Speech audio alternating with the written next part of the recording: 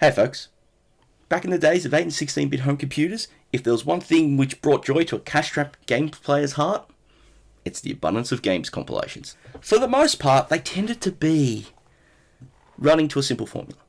A publisher could take a number of not so new but not so old titles, put them all together in a single box, and charge about the price of a new release title, and the player would get a number of games at once. Now, it's a simple enough concept, but let's face it, for publishers, it was just a really good way to get a number of their older titles back into circulation again, at least before putting them out onto a budget label.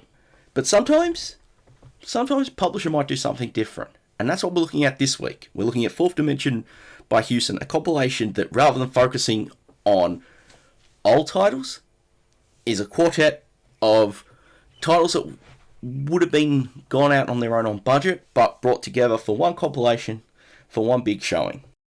Now, the question is, as always, do they live up to the reputation? Are these four games better together than on their own? Now let's go fire the C64 and find out. Right off the bat, Fourth Dimension opens up with Mission Impossibubble, developed by Matt Sneap. It takes the classic Explorer maze for item genre, adds quite a few tweaks. The first of those is the shift into the isometric perspective. Your task here is to explore each of the 6 levels, locating the 8 pieces of a scroll contained within, and then finding one of your bubble buddies and getting to the exit. Now, each piece has got to be collected in the right order, and so you've got to do a bit of backtracking to grab them. Each level's map is split up into multiple sections, and they're connected by various teleporters. In the early stages, this isn't much of a problem. They're pretty well interconnected. But on some of the later stages, that's when it gets hectic, as the levels start to intertwine, and probably a little too much for their own good. Now, sure, you could say that for an adventure game or an RPG, pencil and graph paper is fight to back a dungeon. It doesn't really work here because each level has a fairly tight time limit.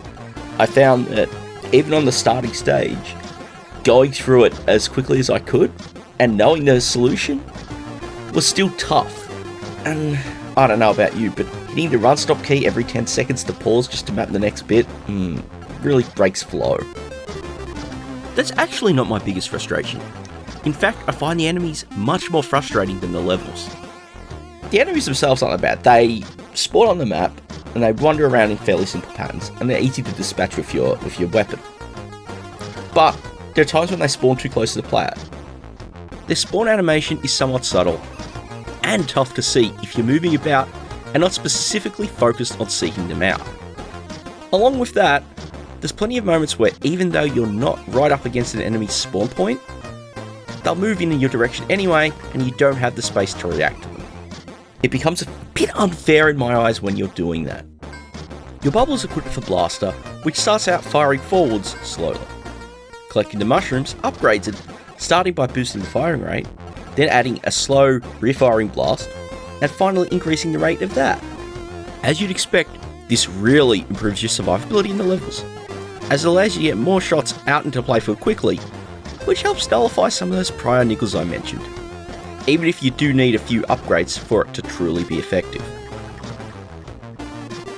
The package is wrapped up with some lovely graphics and presentation, topped off with a cracking title theme. Despite the frustrations I do have with the game, it's still a fun one to check out. Just make sure you have some cheats handy. The next entry in Fourth Dimension is the only title to have originated on another machine, and that's Head the Ball. This was originally developed for the ZX Spectrum, and ported over to the C64 by Graph Gold. Yes, that Graph Gold. As you'd expect from a Graph Gold title, the presentation is top notch with some nice music playing and a great attract mode. As for the game, you play Head, literally a green head, who must travel through the territory of the Globoids to rescue your girlfriend from the evil Gobber. Along the way, you need to collect the gems located around each level to use as an offering to Gobber. The more you have, the more chance you get of saving her. The gameplay itself takes the form of a horizontally scrolling platformer. Head's quest takes him through a number of levels, each consisting of 4 rounds. The first part of each round has you moving through, collecting gems, avoiding enemies, and making your way to the exit. Here, you're given a choice between 3 paths, resulting in a different second section to play through to complete the round. On later levels, Any that you've previously chosen will be locked off, meaning that you'll need to complete all 3 to win the game. Sounds like $1, right? No way. No way at all. Each round is filled with plenty of enemies, lengthy jumps and tricky obstacles, with progress only being made through careful timing and slow progression. Sounds fine, right? Not once you factor the tight time limit in. This timer does not reset when you die, and with each section containing only a single checkpoint, you'll be replaying most of it quite a lot when you inevitably mess up. I ended up having to resort to using cheats to grab the footage for this review, as otherwise, all you'd have seen would be the first round at best. What really doesn't help is the sluggish jumping. Responsiveness is key in any great platformer in my eyes. Here, for head to jump, you need to hold the joystick up for a moment before he'll bounce up, which makes avoiding some of the more fiddly hazards much tougher than it should be. To equalise the odds, Head has a few special abilities. First is his arcing shot, which is used for taking out individual enemies. Next are bombs, for clearing a screen of enemies. Finally, the shield, offering 60 seconds of invulnerability, letting him move through tricky spaces with ease. Those are all useful, but being in such limited supply, you choose to avoid using them as much as possible. You may think they'll be replenished when starting a new round, or maybe even a new level, but this sadly isn't the case.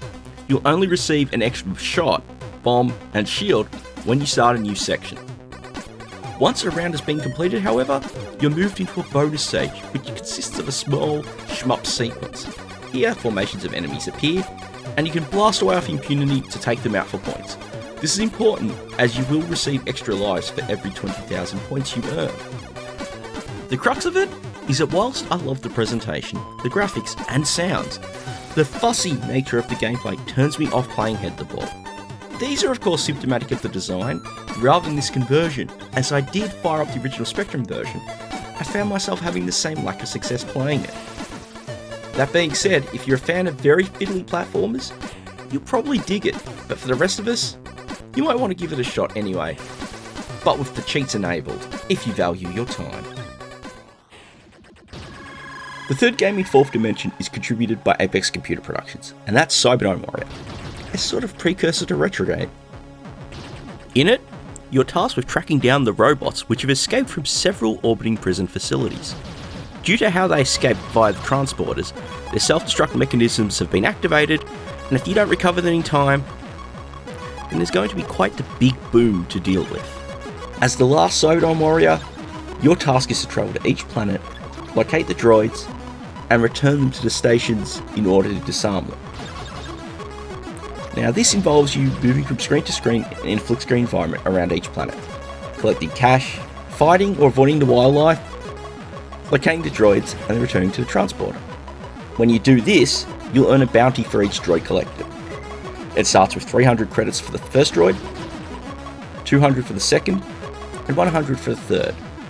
If you return more than 3 in a batch, you don't get any money for it.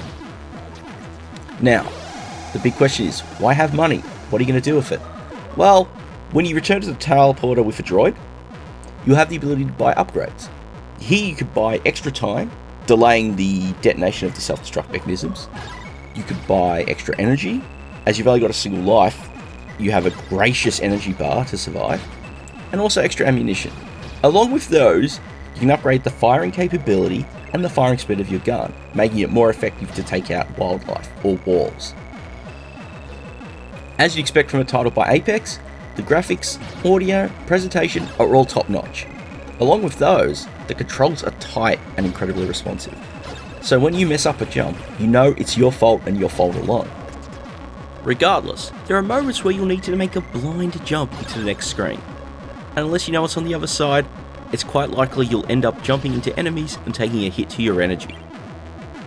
But you do have plenty of energy for your single life, so maybe it doesn't sound as bad as you'd think. There are a few places in which messing up a jump will leave you in a pit you can't escape from. Again, those aren't common, so it mightn't be a deal breaker. Finally, like I said, there's 3 levels in this game, 3 different planets to explore. And that doesn't sound like much to begin with, but to be honest, the first stage is actually quite a decent size, and the second and third stages get significantly larger and have significantly more droids to return.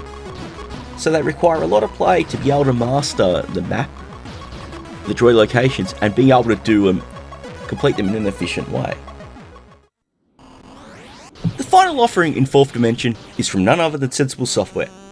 Insects in Space may be a clone of Defender, or its follow-up Stargate, but it's got quite a few tricks up its proverbial sleeve.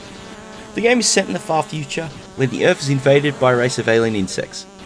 They've managed to subjugate just about the entire human race, except for one little valley in the middle of the Rhineland, where the baby's diet of grape juice just happens to make them invulnerable to the insect's deadly poisons. You play as St. Helen, an angel who has heard the baby's cries and returns to Earth to defend them. In itself, that mightn't be necessarily enough, but thankfully she can fire powerful lasers from her eyes, and that is enough to blast the insects and save the babies. The first change made to the classic Defender Stargate formula is that there's now 2 parts of the landscape, much like Jeff Minter's Sheep in Space. Rather than being placed on the same screen, there's now a bit of vertical distance between the upper and lower landscape, so you've got quite a bit of ground to cover. Thankfully, holding down the fire button generates a dust cloud. If you enter it holding down the button, you'll warp to the nearest baby in danger. The biggest change now is what happens when you rescue a baby. Unlike Defender, where you can only carry one human at a time before plonking him back in the ground, with Insects in Space, you don't have to return a baby as soon as you catch it. In fact, if you enter a dust cloud without holding down the button, you'll be given a power-up based on the number of babies you're carrying. This is actually indicated on the top of the status bar. You can get extra babies, bonus points, or even additional firepower in the aim of little cherubs sitting above or below you. Sure, it can be considered a bit of a B-side. I mean, it's just an arcade blaster, but Insects in Space is a heck of an arcade blaster. It is probably one of the best Defender clones that came out on the C64. It's fast, fluid, really gripping fun.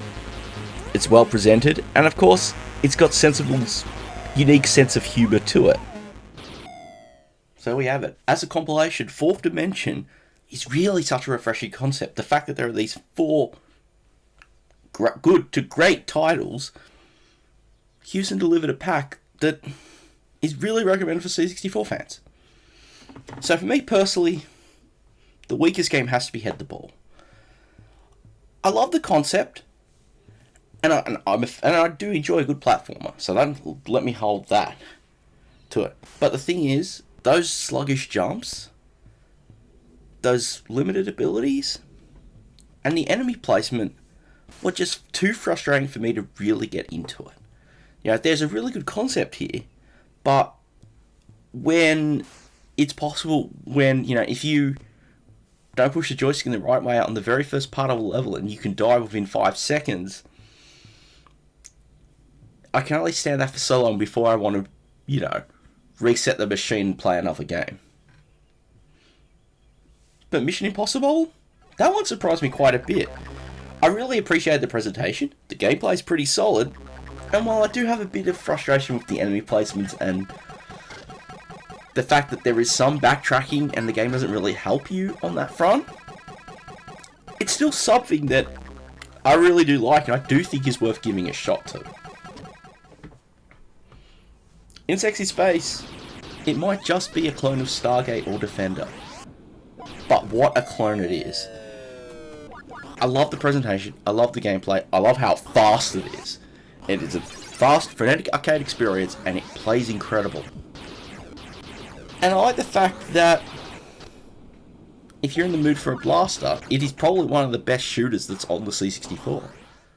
Finally, my personal pick is Cyberdyne Warrior. It's a game that, ever since I first played it as a kid, I've always enjoyed. It's not ridiculously hard. It's got a good amount of gameplay to it in its 3 levels.